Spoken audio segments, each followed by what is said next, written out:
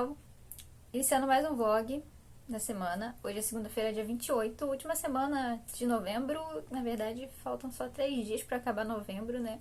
Mas, como eu sempre falo, novembro pra mim vai até domingo, né? Nas minhas contagens, assim, de leituras, né? Então, eu ainda vou contar ainda mais alguns dias, né? Porque novembro vai até quarta, então eu vou contar mais alguns dias, né? Até domingo ou até sábado, para finalizar as leituras de novembro. E aí na próxima segunda eu inicio as leituras de dezembro. Ontem eu finalizei o último vlog, eu falei pra vocês que eu finalizei de manhã por conta do silêncio e eu provavelmente ia terminar o Amigo Imaginário ontem mesmo. E terminei ontem bem tarde já, era, sei lá, quantos da manhã. Mas finalizei, eu considero que foi ontem, entendeu? O Amigo Imaginário, finalizei. E eu gostei muito desse livro. Eu dei 4,5. Eu acho que algumas escolhas do final que o autor fez não me agradou tanto. Não achei ruim, mas também não me agradou tanto. Então eu tirei meia estrela. Mas eu acho que é um livro incrível, que vale a pena. Tudo que eu senti, que eu me importei com os personagens. Por ter sentido medo, porque é a primeira vez que eu senti realmente medo com o livro. Então eu acho que esse livro vale a pena. Eu acho que a história vale a pena. Entendeu? O final também não é tão ruim. É bom o final, sabe? Realmente, algumas escolhas do final não me agradaram. Mas a história em si, até a conclusão, foi muito boa. Então, tipo assim, recomendo demais essa leitura. Gostei demais dessa leitura. Gostei muito, muito, muito. Então, eu dei 4,5 pra ele. E recomendo. Pra você que gosta dessa vibe mais terror. É uma questão meio aí que dá medo e também muitas coisas acontecendo e umas coisas meio viajadas. Tem que ter isso, tem que ter isso em mente. Tem que ter isso em mente que tem umas coisas muito viajadas nesse livro. Então você tem que, assim, aceitar que esse foi o caminho que o autor quis tomar com a história. Então, tipo assim, nem foi isso que me incomodou, como falei pra vocês no outro vídeo, que ele fez umas coisas meio viajadas, porque eu curto essas coisas, né, meio viajadas. Mas algumas escolhas, assim, não gostei tanto. Por isso que tirei meia estrela, mas vale muito a pena. Eu gostei demais dessa história, dos personagens. Gente, o Christopher é tipo... Christopher é maravilhoso. Um dos meus personagens favoritos. E do livro ele é meu personagem favorito. Agora eu vou mostrar pra vocês o que eu vou ler essa semana, porque ficaram 2 livros que eu deixei como prioridade em pendência, né? Que é A Casa dos Espíritos. Preciso ler esse livro, gente. Preciso. Eu tô desde julho lendo ele. Então, eu acho que eu vou começar hoje já com ele. E também tem Emma, que tá aqui. E eu também preciso ler esse livro, porque é uma das minhas metas desse ano ler. É, porque todo ano eu leio algum livro da Jane Austen. Então, esse eu ainda não li. Então, eu vou ler Emma. E eu tenho esperança. Esperança de que dessa vez vou gostar de Jane Austen. Tipo, gostar mesmo do livro, da história dos personagens. Assim, mesmo que a Emma seja insuportável, como as pessoas falam, mas eu tenho esperança de gostar muito desse livro. E terminar a Casa dos Espíritos, que eu tava amando, né? Esse livro, essa história, os personagens. Então, quero ver qual vai ser o fim deles. Eu sei que o pessoal chora com o final, né? Então eu tô esperando o final triste. Mas vamos lá, vamos lá. Vou pegar ele hoje já pra ler. Vou pegar logo a Casa dos Espíritos. É isso, gente. E se sobrar tempo, eu vou voltar a ler a Dança da Morte. Provavelmente a Dança da Morte vai ficar pra finalizar no mês que vem, né?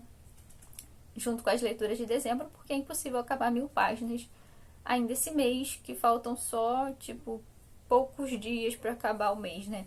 E Dança da Morte é um livro bem extenso, né? Eu já li mais de 200 páginas dele, então falta mais ou menos 1000. Então, 1000 páginas é muita coisa pra terminar nessa semana. Porque não é uma leitura, assim, é uma leitura que pra mim o King flui super bem, né? Eu não acho que a leitura dele é arrastada nem demorada. Eu acho que eu até leio rápido. Mas não é tão rápido assim pra conseguir 1000 páginas e ainda mais lendo esses livros. Eu conseguiria ler se lesse só ele, mas eu tenho que ler esse aqui. Eu prefiro priorizar esses aqui, a princípio. E aí, como eu também falei que eu ia começar a ler esse mês e poderia terminar no próximo mês, né? Porque ele é um livro muito grande. Então já estava no meu planejamento que era possível eu passar essa leitura para dezembro também. Então, tá tudo certo. Vou tentar focar nesses daqui, finalizar.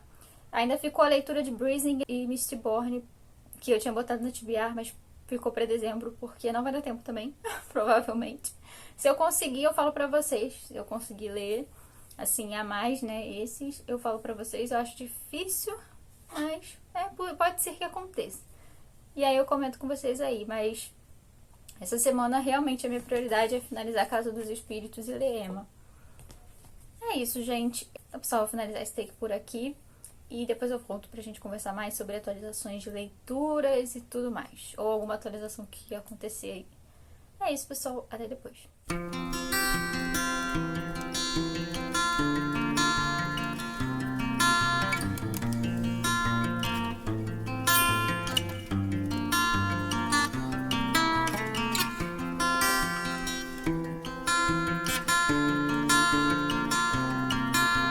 Olá, vlog.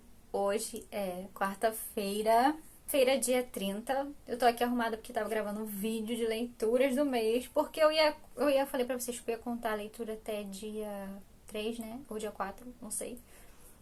Mas eu vou contar no vlog, né, gente? Porque, como eu tava gravando o vídeo, eu já aproveitei e gravei o de leituras, porque provavelmente eu não vou finalizar nenhum livro hoje, né? Que é dia 30 e é o último dia de novembro, então o vídeo de leitura já está gravado.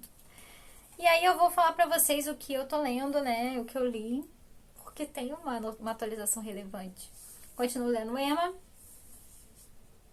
Gente, que surpresa na minha vida, que estou curtindo muito ler Emma. Tá muito legal. Eu acho que saber que ele é a Batista de Beverly Hills é uma adaptação de Emma tá me deixando muito empolgada, porque eu fico pegando as referências, entendeu? Eu tô gostando bastante. Acho que essa temática de casamenteira me interessa, sabe? Eu acho legal. Tô lendo A Casa dos Espíritos, eu estou na página assim, 218, já avancei um pouquinho, tá muito legal, muito interessante. Aconteceu uma treta aqui que eu fiquei revoltada, porque tipo assim, como que tu não odeia esse homem que é o Esteban? Que babaca, imbecil. Gente, você odeia o Esteban, não tem como. Você já, assim, você releva ele no começo, já acha ele meio babaca. Mas aí ele vai subindo de nível. A cada parte que tu chega, ele vai subindo de nível da babaquice e sendo cada vez pior. Entendeu? O que ele fez aqui não tem perdão, entendeu? O que ele fez aqui, nessa parte, não tem perdão. Não tem perdão, entendeu? Ainda bem, Clara. Ainda bem que a Clara foi sensata. Ainda bem, porque se ela não fosse, eu ia ficar muito mais revoltada. Entendeu? Eu tô revoltada já. Então tá aqui. Eu não li hoje ainda a meta de hoje, que eu tô lendo um pouquinho todo dia dele. E também tô lendo o Emma. E eu tô atrasada um pouco em Emma do meu cronograma, mas eu vou pegar ele pra valer hoje pra ler. Bastante quantidade, assim que eu conseguir. E hoje eu finalizei o quê? Finalizei, gente. Lady Charter's Lover. Eu não ia fazer isso, mas assim, eu cheguei no capítulo 5. E aí quando eu cheguei no capítulo... Quando chega no capítulo 5, isso é da primeira vez também em português, quando chega no capítulo 5, eu não consegui parar de ler o livro. Li até acabar. Então, tipo assim, eu cheguei no capítulo 5. Eu li o capítulo 4, continuo no capítulo 5, não consegui mais parar de ler. E aí, de segunda pra terça, né, eu li 44% do livro até de tarde. E aí, à noite, eu li mais um pouco. Eu cheguei até 70%, né? Porque eu já tinha lido um pouco, né? Um capítulo por dia, já tava no capítulo 4. Então, eu já tinha lido uns 10% do livro. Aí, de segunda pra terça, eu li 60% do livro, gente. 50 e poucos por cento, uns 60% do livro que eu li de segunda pra terça, porque eu li à noite também. Eu até atualizei no Instagram, que eu tava em 53% na época, aí eu tinha lido 44%. Mas antes de dormir eu li mais, de ontem pra hoje. E aí hoje faltava só 30%. E eu lembro também, quando eu li em português no mês passado, quando cheguei aos últimos 30%, eu li até acabar. Eu não consegui parar, tipo assim, se eu tivesse que dormir, eu nem consegui. Eu li os 30% de uma vez. E aí hoje eu li os 30% de uma vez, agora, mais cedo, né? Aí faltava pouco tempo, né? 30%, faltava as 2 horas de livro, mais ou menos, pra ler. Eu li. Ou seja, eu li Lady Charter's Lover segunda vez, só que dessa vez em inglês. E foi incrível ler em inglês as escolhas de palavras do autor, sabe? Reparar as escolhas de palavras, a voz dele como autor. Porque quando a gente lê traduzido, ele passa pela mão de uma pessoa. Então, tipo assim, essa pessoa, mesmo que faça uma boa tradução, ela faz algumas escolhas pelas palavras, umas escolhas que a pessoa que ele acha que faz sentido com o que o autor queria passar. Mas ler no original é muito incrível, porque você realmente vê qual a escolha de palavras que o autor botou e, sabe, a frase, como ele montava frases e tal. É incrível, principalmente essas partes de dialeto desse livro, porque esse livro tem um dialeto que eu não lembro qual é o lugar, uma palavra com D, que é o nome tipo de uma cidade, eu acho, um condado, não sei, que o Oliver morava, né, que ele é de lá. Então, ele tem esse sotaque, na verdade ele força esse sotaque de lá, porque na verdade o Oliver fala o inglês tradicional muito bem, mas ele fica forçando esse dialeto que é desse lugar, que aqui em português eles traduziram meio como se a pessoa fosse do interior, sabe? Pessoas de interior, né, o jeito de falar. Então, ele tem esse dialeto. Então, essas palavras no dialeto são complicadas. Se eu fosse ler pela primeira vez em inglês, eu ia sentir dificuldade dessas partes. Mas como eu já tinha lido em português há pouco tempo, quando eu cheguei na parte do dialeto, eu já tinha mais uma ideia do que ele estava dizendo. Então, não foi tão difícil. Eu achei muito interessante também ele trazer isso. Ele trazer isso já é mais um ponto que o J.J. Lawrence queria cutucar a sociedade, por sinal. E eu achei muito bom. Eu adorei ler inglês. Eu amei mais uma vez. 5 estrelas favoritas de novo, tá? Se você tinha dúvidas, entendeu? E assim, eu tô muito feliz porque tem várias pessoas que tá mandando mensagem falando que comprei esse livro porque você fala muito dele, eu vi você falando dele tão bem que eu quis comprar. Algumas pessoas compraram por causa da minha indicação. Algumas pessoas leram, né? Tipo a Ilane e a Patrícia leram também, porque eu indiquei o livro, porque elas viram falando, elas leram, elas gostaram, por sinal, elas não só leram, como também gostaram, né? Então, fiquei muito feliz em ver que as pessoas estão se interessando. Esse livro não é tão falado, ele começou a ser falado agora por causa do filme, né? Mas ele não era tão, assim, popular. Ele é famoso, ele é um livro clássico famoso, mas mais pra, assim, se você tem interesse por clássicos, pesquisa sobre livros clássicos e livros importantes da literatura, você vai saber desse livro. Mas assim, nas rodinhas que a gente vê por aí de leitura, tá tipo Jane Eyre, Jane Austen, sabe? Não tá J.J. Lawrence, sabe? Então, tipo, eu amei. Eu amei essa leitura, né? Mais uma vez. E foi muito interessante. Eu tô muito feliz que as pessoas estão querendo ler, estão se interessando e estão gostando também. E eu acho esse livro tão incrível, sabe? E aí eu até peguei, eu tô com o e-book dele da Antofágica, gente.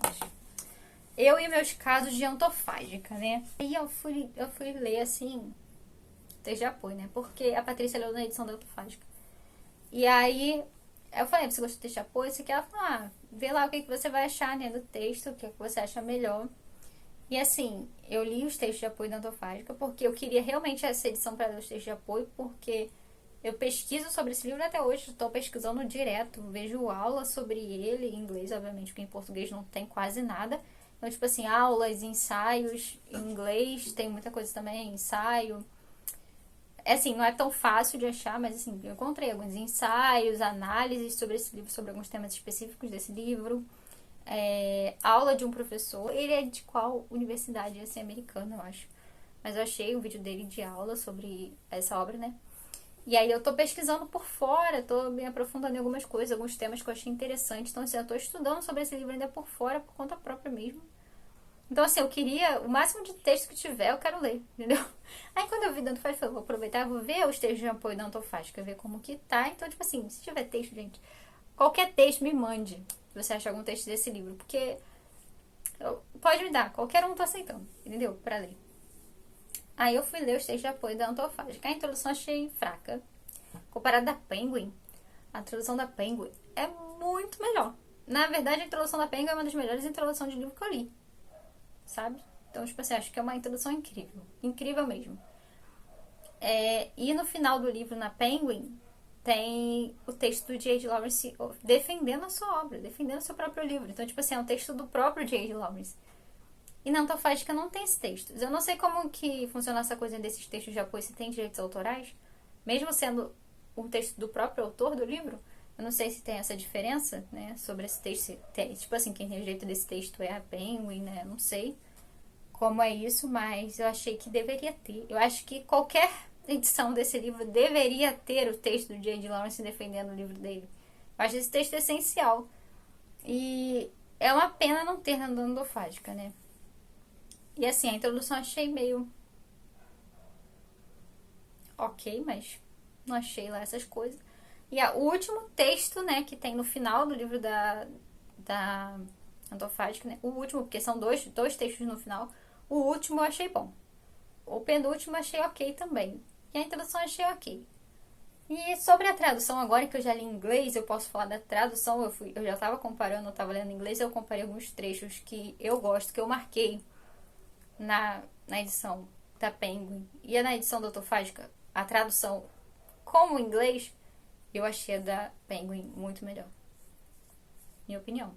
Quem sou eu para criticar a tradução do povo, né? Porque eu não sou tradutora. Não acho que a Autofágica tá ruim, porque eles fazem um trabalho bom de tradução. Que eu saiba, né? Dos que eu já li, eu achei interessante a tradução. Mas eu achei a da Penguin muito superior. Se eu comparar os trechos assim, eu achei a tradução da Penguin melhor.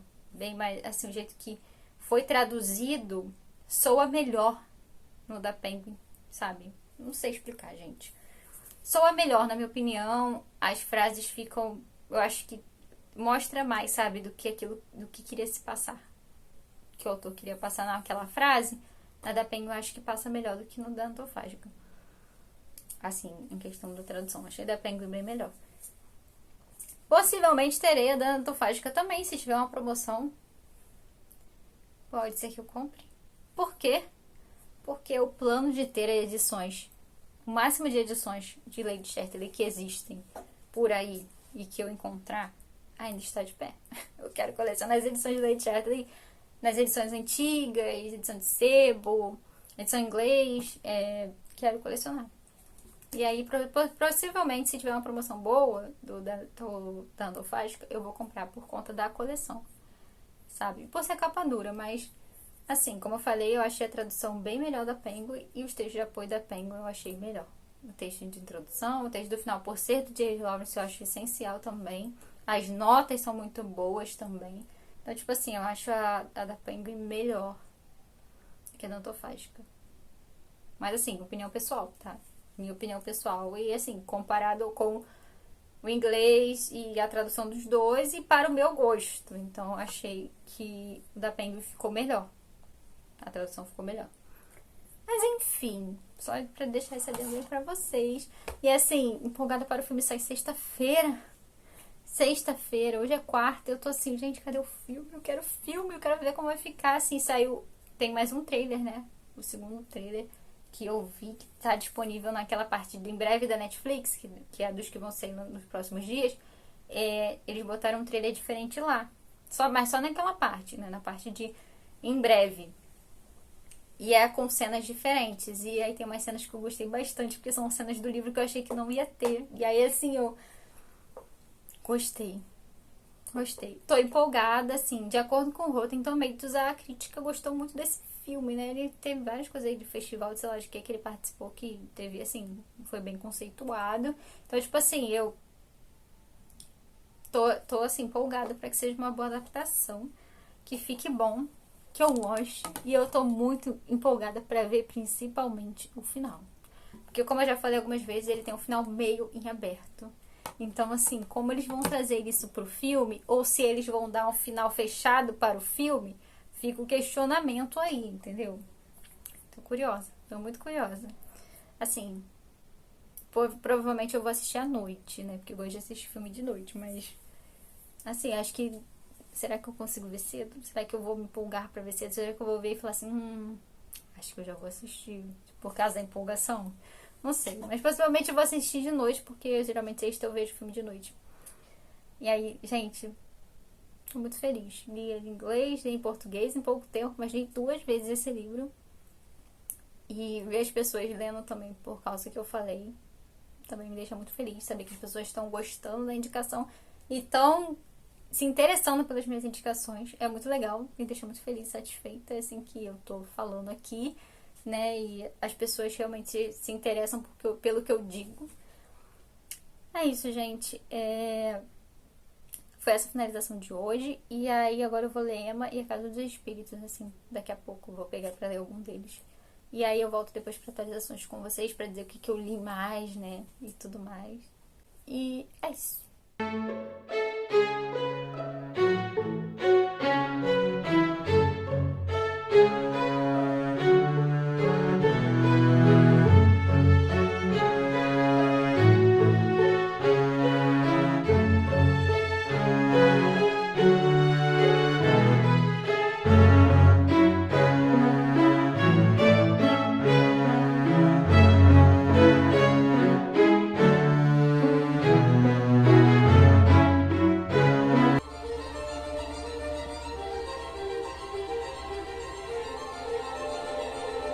I, Constance Reed, take you, Clifford Chatterley, to be my lawfully wedded husband.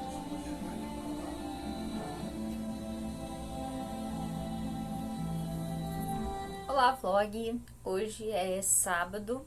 Eu vim atualizar vocês, né? Trazer as últimas atualizações. Eu botei uns takes aí do que rolou em alguns dias. Mas eu vim dar aqui o meu panorama desses últimos dias pra vocês, porque eu pretendo encerrar esse vlog hoje. Provavelmente até amanhã eu não vou encerrar nada, finalizar nenhum livro, porque ainda falta bastante do livro que eu tô lendo. Então, vamos finalizar. Eu tô lendo Emma ainda, eu não finalizei, né? Eu avancei um pouquinho mais ontem. Tô na página 68, um pouquinho antes de dormir. Mas eu finalizei um livro, que foi O Fantasma da Ópera, do Gaston Leroux.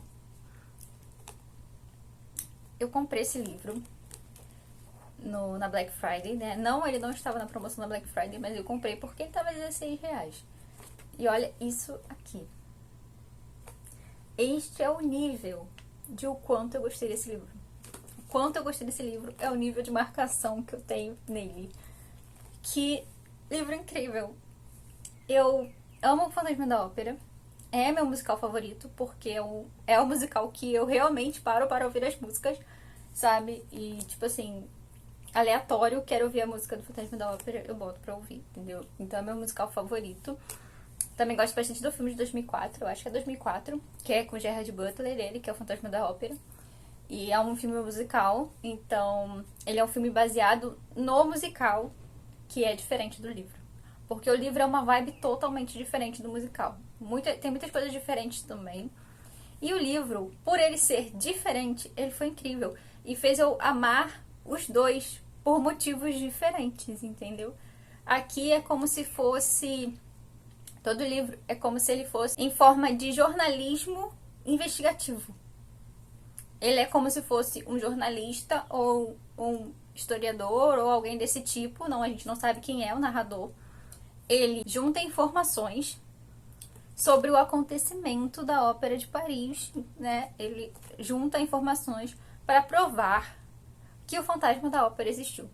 Todo livro é essa pessoa que é o narrador te convencendo, tentando te convencer de que o fantasma da ópera existiu de verdade. Aqui ele junta essas informações depois de muitos anos dos acontecimentos que ocorreram. Então a gente, logo no prólogo, ele fala pra gente que o fantasma existiu, ele te dá um panorama da situação e tudo mais, do que foi encontrado, né, na época. E aí ele começa a fazer pesquisas e entrevistas com as pessoas que ainda estão vivas nessa época, né? Ele começa a juntar arquivos da Academia de Música, né? E também informações de pessoas que trabalharam lá, que eram artistas lá, entrevistas e trechos e jornais, né? Trechos de jornais para provar que o fantasma da ópera existe. Só que ele é contado numa narrativa que parece realmente que ele tá te contando um romance, vamos dizer, né? A história do romance. Mas é em formato investigativo, é como se fosse uma vibe meio investigação policial e tudo mais, porque aqui, né, logo no começo, no prólogo, né, não é um spoiler, ele fala que a cantora, né, que era Christine Daae, ela foi sequestrada em um período e teve também uns acidentes que aconteceram e mortes, né, na Ópera de Paris. E aí ele vai juntar informações para provar que todas essas coisas estão relacionadas ao fantasma da ópera, né? Que teve mortes e catástrofes e muitas coisas. E a Ópera de Paris, né? A ópera mesmo, né? Que é o Palácio Garnier, eu acho, ou algo do tipo, né? O nome, ele existe de verdade. E existem nele, ele foi construído em cima, tipo, de um lago realmente. E tem várias galerias embaixo do teatro. O teatro é gigantesco, com diversas salas e é uma coisa muito grandiosa, né? Essa ópera, né? Lá em Paris. Existe de verdade, foi construído e existem muitas lendas sobre esse lugar de verdade, sobre fantasmas e tudo mais. porque ele é enorme visualmente e por baixo também subterrâneo ele é enorme por conta das galerias que eles não conseguiram drenar o lago. Então existem várias galerias e partes no subsolo também gigantescas. E essa parte do Fantasma da Ópera, para quem assiste o musical, sabe que ele leva ela para o subterrâneo. O subterrâneo tem lago e tem várias galerias e é onde o fantasma vive. Para quem assistiu o musical ou assistiu o filme. E isso existe de verdade. O Gaston Leroux foi, ou Leroux, não sei a pronúncia porque não sei francês, ele foi um autor muito conhecido por romance policial. Ele era um autor de romance policial. E ele foi jornalista. Então, ele cobriu casos de julgamento, né, em tribunais. Esses grandes casos de julgamento, assim, escandalosos, que tinha muita popularidade. Ele cobria esses julgamentos. E também ele era crítico de teatro, se eu não me engano. Ou algo do tipo, ele chegou a ser, né? Ele fazia crítico de teatro e ele escrevia romance policial, que ele foi bem conhecido por isso, e também ele também escrevia romance romântico mesmo. Então esse livro é meio uma junção de tudo, sabe? Realmente é uma junção. Você tem romance, que não se engane, não é romântico pra você ficar apaixonado, porque você vai ficar chocado. Assim, no filme a gente já tem uma ideia, mas a gente vê muito romanticamente por conta do musical, as músicas e tudo mais. Mas eu tenho pena da Christine, porque os dois pares dela são horríveis. Gente, o Raul é péssimo. É péssimo, falta ele xingar ela. Realmente falta ele xingar ela. Eu fiquei chocada, né? Que ele pensa umas coisas dela, assim, uns absurdos, e fala dela de uma forma assim tão ruim, porque ele é ciumento pra caraca. Então, tipo assim, ele começa a ver coisas ruins dela, mesmo sendo apaixonado, porque ele tem ciúme dela com o fantasma. Que é péssimo, sabe? Ele é muito ciumento. Ele é muito ciumento. Ele não é um relacionamento saudável. Nenhum dos relacionamentos ali dela é saudável, porque o fantasma é outro que não presta, entendeu? Porque ele manipula ela o tempo inteiro. Ele aprisiona ela, ele sequestra ela. Então, tipo assim, não é romântico em nenhuma das partes, entendeu? Só que o fantasma é pior, porque além de tudo ele comete vários crimes, entendeu? Com ela, ele agride ela fisicamente. Então, tipo assim, não é romântico, gente. Um filme e um musical faz a gente ficar vendo olhar romântico para o relacionamento da Christine com os dois, por conta das músicas e tudo mais, mas não é romântico, sabe? Não é bonito o relacionamento, nenhum dos dois relacionamentos são bonitos, mas o fantasma ainda é pior. Então, tipo assim, se era pra ficar entre os dois, o Raul era o menos pior, entendeu? Mas bom também não era. Então, tipo assim, isso também me surpreendeu. A Christine não é uma mosca morta, entendeu? Aquela pessoa que, bobalhona e tal, não é. A Christine não é bobalhona, porque no filme, assim, aquele ar, assim, dela, e no filme musical é aquele ar deslumbrado e tudo mais, mas não é. Tem umas discussões aqui dela com o Raul que foram ótimas, por sinal, né? Ela acabando com ele, eu achei incrível também isso. Mas ela é uma pessoa, realmente ela ama o Raul e tudo mais. E também tem toda essa questão de ela ser iludida pelo anjo da música, que gira em torno de toda essa história, esse lance do anjo da música aí, porque foi uma coisa que o pai dela falou pra ela quando ela era criança, e ela acreditava meio nessas coisas meio místicas, assim, né? Ela meio que foi criada com esse vislumbre meio místico sobre a música, então ela acreditava que existia anjo da música mesmo.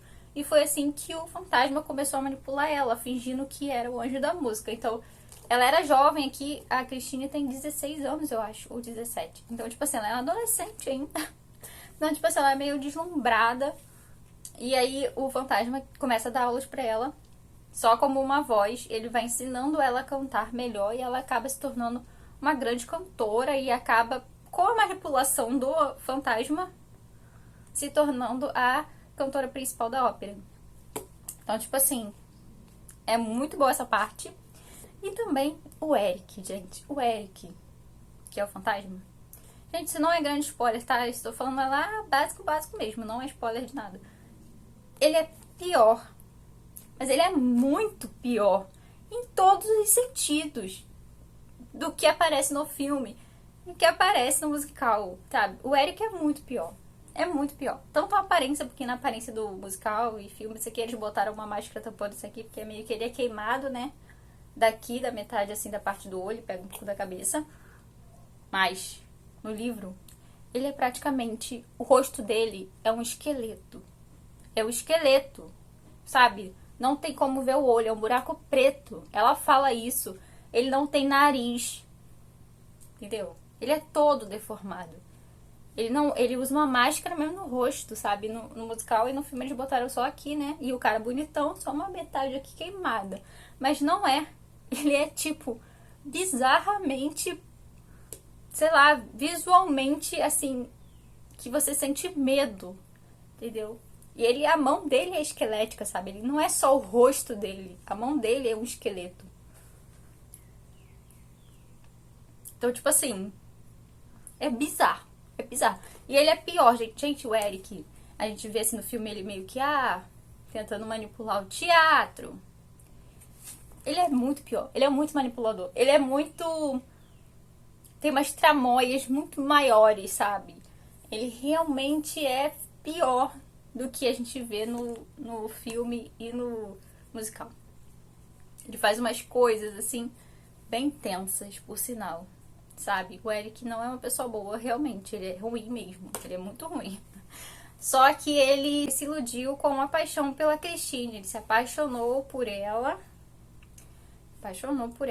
Na mente dele era assim, que era o amor de verdade. E ele queria que ela amasse ele. Ele queria forçar ela a amar ele. Por isso que ele sequestra ela. Você vai me amar, porque você vai viver tanto comigo que um dia você vai me amar, entendeu? Tem gente que se casa e se apaixona depois. Então ele queria fazer isso com ela. Ele queria forçar ela a ficar com ele até que ela aceitasse e começasse a se acostumar. Porque ele queria uma vida comum. Ele não queria mais viver no subsolo.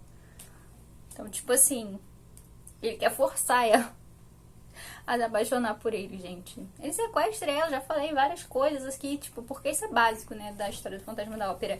Só que não é bonito e romântico como a gente vê no filme, sabe? Não é romântico, não é bonito, como eles vislumbram no filme e no musical pra parecer tudo que é o amor dele e tal. Porque a Christine realmente se envolve com ele. Ela realmente se envolve emocionalmente com ele. Ela não se apaixona por ele, mas ela sente algo por ele. Porque ele ajudou ela a cantar, ela convive com ele há bastante tempo, assim, com a voz, então ela tinha um apego a isso, ele queria que ela abrisse mão das coisas, sabe? Ela não poderia casar, não poderia ter marido, família, filhos, nunca. Se ela quisesse que a voz, né, que é o anjo da música, continuasse visitando ela não poderia ter contato com ninguém. Você vê, tipo, um relacionamento péssimo, né? Então, tipo assim... Aí, só que a Christine realmente se deslumbra com algumas coisas. Mas daí quando ela conhece realmente que de fato não tem nada de anjo da música, a Christine abre realmente os olhos e ela não é uma bobalhona, tá? Não é uma bobalhona que aceita tudo, não. Ela é bem espertinha até, que me surpreendeu. Eu gostei disso, por sinal.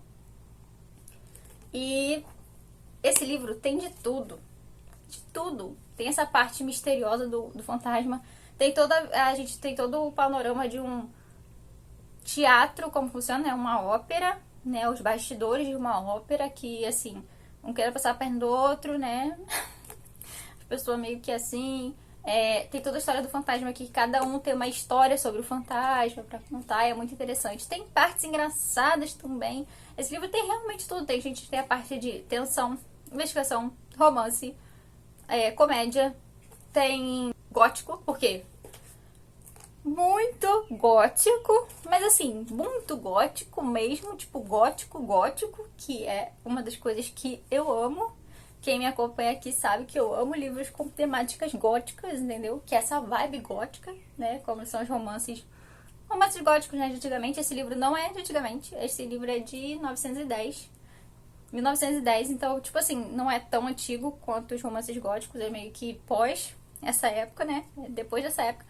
Mas ele trouxe essa pegada gótica por conta de toda a estrutura do teatro, galerias, a imagem que ele cria na nossa mente de como era visualmente, né? O clima todo. Tem um fantasma na ópera, tem acontecimentos trágicos, mortes, assassinatos, sabe? Muitas coisas assim. Então, tipo assim, é todo um clima gótico desse livro. É incrível essa parte. E ele tem muito mais coisas que não tem no do filme e no musical. Tipo, tem um personagem aqui que é extremamente importante, que é o Persa. E ele não tem, nem no musical, nem no filme. E o Persa é um personagem que é chave nessa história. E assim, o romance, ele é meio exagerado, sabe? Frases exageradas. E o você é tudo para mim. E sabe aquela coisa meio novela mexicana? Então é tipo isso, tem algumas frases assim. Só que eu achei isso legal. Pra ideia do livro, funcionou, porque ele dá aquele ar teatral, sabe? Dá um ar teatral pra essa parte do romance, que eu acho que super combina, já que a gente tá falando de um fantasma da ópera e a história toda se passa na ópera de Paris, praticamente. Principalmente do Raul, sabe? A Christine é muito mais consciente, sabe? O Raul é mais exagerado. E o Raul me lembrou muito o Estevão de A Mão e a Luva, do Machado de Assis. Me lembrou muito. Me lembrou muito Estevão, sabe? Aquele romance exagerado e louco e ciumento do Estevão com a Guiomar. O Raul é bem essa vibe. O Raul ainda persegue a Christine, ele meio que stalkeia ela, sabe? Ele começa a vigiar ela, às escondidas, tudo que ela faz, com que ela conversa, se escondendo pra ouvir as conversas dela, sabe? Como eu falei, o relacionamento não é saudável de nenhuma das partes, entendeu? Mas, como eu falei, essa parte exagerada de romance, essas frases, frases, assim, meio novela mexicana, né, de romance, elas funcionaram porque é toda sobre um teatro, né? Se passa meio na ópera, a história basicamente toda é na ópera, né? No subsolo ou na parte de cima da ópera. Então, tipo assim, é na ópera. Então, tipo, dá um ar teatral. Eu marquei muitas coisas. Esse livro tem muita questão, se você parar pra pensar, sabe, em frases, contextos, como eles veem a música, sabe? Como ele descreve a música. Não tem música aqui. Tem, assim, uns trechinhos das partes onde tá tendo a ópera, que ele bota os trechinhos da ópera que eles estão cantando, mas não tem música, obviamente. Mas é muito interessante, sabe? E eu não achei não é um clássico difícil. Não é nada difícil. Eu acho que se você começar a ler clássicos com esse, vai ser super legal, por sinal, eu acho. Assim, não acho que tem uma grande dificuldade. Tem 2 momentos que é um pouco mais descritivo, porque é a Christine contando o que ela passou e no final o Persa. Então, tipo assim, eles contando os acontecimentos. Então é mais descritivo, assim, tem muito mais coisa pra você ler. Aí é uma queda assim, mas não achei nenhum momento desinteressante. Eu achei muito legal, tanto que eu marquei muitas coisas. São partes extremamente importantes que a gente vê o panorama das coisas, a gente conhece mais sobre o Eric, entre outras coisas. Então, tipo assim, é interessante pra caramba. Tudo. Nesse livro eu não tenho nada para reclamar. 5 estrelas e favoritado, porque, tipo assim, é meu musical favorito e virou um livro favorito por motivos diferentes, entendeu? Por motivos diferentes. Foi surpreendente, assim. Achei demais, gente. Achei incrível. Incrível. Gostei muito. Realmente aproveitei muito essa leitura. Muito, muito. Foi super divertido. Eu fui escrevendo também, né, minhas teorias e rindo, porque, gente, tem umas coisas bem engraçadas aqui, principalmente as partes dos diretores da ópera, que eles estão tentando entender esse lance do fantasma querendo extorquir eles não querem aceitar, e aí eles acham que a armação é bem engraçada essa parte. Tem a outra cantora, né, que é a cantora principal da ópera, que vai ser substituída pela Christine, entendeu? Tem todo o rolê dela também acontecendo. Os personagens bem importantes. Eu achei bem legal esse livro, assim, favorito, gente, foi favorito. Assim, ele é um livro gostoso de você ler, de você passar o tempo com ele lendo. Ele é gostoso. Estou falando, não é tipo um livro difícil, complexo, com uma escrita super difícil. E essa tradução aqui da Andréia Mafrin Alves, né? Ela que traduziu esse livro aqui. Ficou bom. Ficou bom. Não é uma tradução arrastada aí com palavras muito difíceis, sabe? Assim, mirabolantes, que é tipo super arcaicas, nem nada assim. Ficou uma tradução bem boa. Não sei como que tá as outras traduções, mas essa ficou legal. Tem alguns erros de revisão, pelo que eu fiquei sabendo. Mas enquanto eu estava lendo, não reparei não.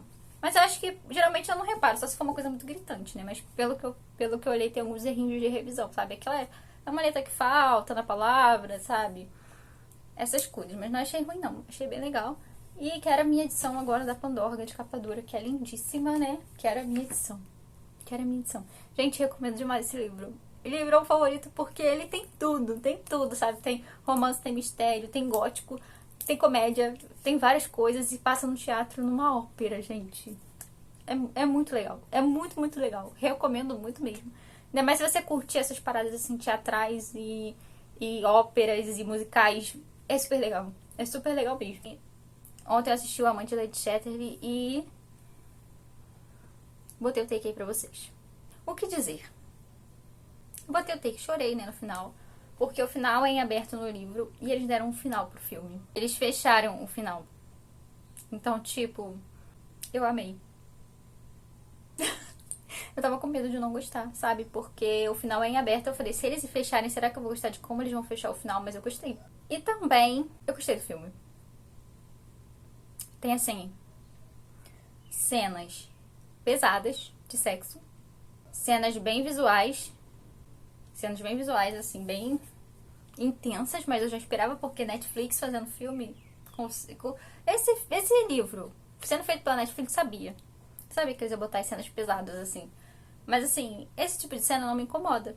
De filme, sabe? Ter essas cenas não me incomoda. Mas eu sei que tem gente que se incomoda. Então, se você não gosta de cenas hot nos filmes, assim, melhor você não ver, porque tem. E, assim, bem visualmente. Tem cenas que dá pra ver tudo, vamos dizer assim. Não, tipo assim, se você não curte essas coisas, não vai ser uma boa ideia. Ou a não ser que você assista e pule essas partes, né, do filme. Pule essa cena.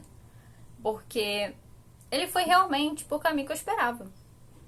Que é o caminho do romance. De focar no romance da Constance com o Oliver e nela se descobrindo sexualmente. Só que o livro é mais que isso, já falei várias vezes. O livro é muito mais que isso. Muito mais que isso. Vai muito além do romance do Oliver e da Constance. E eu acho que eles perderam uma grande chance de iniciar o filme com a frase icônica que é o primeiro parágrafo do livro. Se eles iniciassem desse jeito, com aquilo, já ia começar incrível. Mas eles não, eles começaram mostrando o relacionamento da Connie e do Clifford antes dele ir pra guerra e acontecer a tragédia com ele. Então, tipo assim, eles felizes juntos, como casal. Mostrou. Também achei interessante que tivesse, mas eu gostaria que tivesse começado com essa frase. Porque quando o Clifford e a Connie se casam, já tá acontecendo a guerra. Então poderia começar com aquela frase. Porque muitas das frases e do pensamento que a Connie sentia no filme, eles trouxeram como cartas que ela trocava com a irmã dela. Então, porque no filme a gente não vai saber o que o personagem está pensando, né? Então, tipo assim, eles trouxeram como algumas partes como cartas que ela troca com a irmã. Achei uma escolha interessante. E numa dessas cartas ela usa uma das frases desse parágrafo, que é a última frase do parágrafo. Ela usa na carta. Então, tipo assim, eles botaram a frase, mas... Tipo, eles botaram aquela parte, né, do início numa carta, mas ela é um pouco mais pra frente. Não iniciaram com ela. Eu acho que se tivesse iniciado com ela, já ia iniciar muito bem. Eu achei que o filme ficou bom. Tem muitas cenas que tem no livro, muitas cenas bem assim, como é no livro, frases e conversas que são literalmente saídas do livro, tipo diálogos bem idênticos, a frase toda é igual ao do livro. Eu assisti o filme em inglês, não sei como ficou dublado, sabe? Como eles botaram as frases na parte dublada, mas as frases em inglês, como eu assisti em inglês o filme, estão idênticas ao livro. Então, tipo assim, tem cenas muito legais, tem cenas que no livro a gente só sabe que aconteceu, sabe? A gente sabe através de cartas as coisas que aconteceram, né? Umas coisas pro final. E no filme eles botaram essa parte. Também foi legal. Teve coisas que não teve, que eu queria que tivesse. Que, tipo, um relacionamento anterior da Connie que tem no livro e não tem no filme, eles deixam subentendido que rolou, mas não tem, sabe? A gente não vê acontecer. Então, quem não leu o livro não vai saber que realmente aconteceu, não vai saber que está em subentendido. E tem partes que eles mudaram. Tipo, no final, eles mudaram a ordem de alguns acontecimentos no final. Porque no final, eles quiseram mostrar sabe? Quiseram mostrar o que aconteceu, que a gente não sabe, entendeu? Que realmente o final é em aberto e a gente tem uma ideia que do final, sabe? A gente cria uma esperança para o final. Mas no filme eles botaram cenas extras, tipo do que aconteceu com a Connie e com o Oliver e fecharam o final. E eu gostei muito. E eu chorei, gente, porque teve o final, sabe? Eu chorei com o final. Tipo, eu chorei com a conclusão que eles deram pra fechar a história. Eu chorei por isso. Eu me emocionei, porque eu acho que eu li o livro 2 vezes e li as frases várias vezes também, né? Os trechos, principalmente do final, várias vezes. Aí no filme eles deram o final. E eu chorei por conta disso. E eu gostei de como eles botaram o final. Pensei que não fosse gostar, que eles pudessem mudar o final em aberto. Eu não gostar, acabou que eu gostei. Eu me emocionei nessa parte. Acho que é por conta de toda a expectativa que a gente cria e esperança. E a gente vê acontecer, sabe? Então, tipo, eu gostei. Eu achei lindo, achei fofo. Eu gostei da Senhora Bolton. E a Senhora Bolton é uma atriz que fez a Constance no filme antigão que teve. Então, achei legal. Eles tiraram alguma coisa ali da Senhora Bolton que acontece mais pro final ali. Alguns acontecimentos sobre a senhora envolvidos, a Senhora Bolton, que tem pro final, eles não botaram. Tem umas cenas que são muito legais. Tem cenas muito parecidas. Tem química. Muita química entre a Connie e o Oliver, né? Os atores ficaram bem no papel. Eu gostei muito do ator que faz o Oliver. Pra mim, ele é como eu imaginava. A Ilane imaginava ele mais velho. Mas ele não é tão mais velho, sabe? Tipo, a gente sabe que ele é bem mais velho que a Connie. Porque a Connie tem 28 anos e o Oliver tem quase 40. Tem 30 e pouco. Então, tipo, ele é mais velho que ela. Mas ele não é tão mais velho, sabe? Só que a Ilane imaginou ele mais velho. Eu já imaginava ele mais assim, sabe? A Connie mais jovem, mas ele, assim, mais velho que ela, aparentemente, mas não tão mais velho que ela. Ah, teve umas coisas muito legais. Teve umas cenas bem fiéis também, que foram muito parecidas com o livro. Então, tipo assim, eu achei que foi um bom filme. Foi uma boa adaptação. Eu daria 4.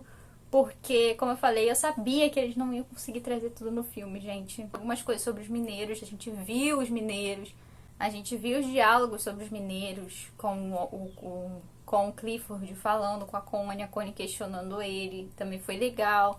Só que realmente tem mais, né? Tem mais coisas além, né, disso. Então, assim, eu sabia que eles não iam trazer tudo e que eles iam realmente focar no romance da Connie com o Oliver. Então eu já esperava isso. Mas o livro é muito maior que isso. Então, tipo assim, eu recomendo que você leia o livro e depois vê o filme. Porque você vai ter uma ideia mais ampla sobre a história e sobre alguns acontecimentos, entendeu?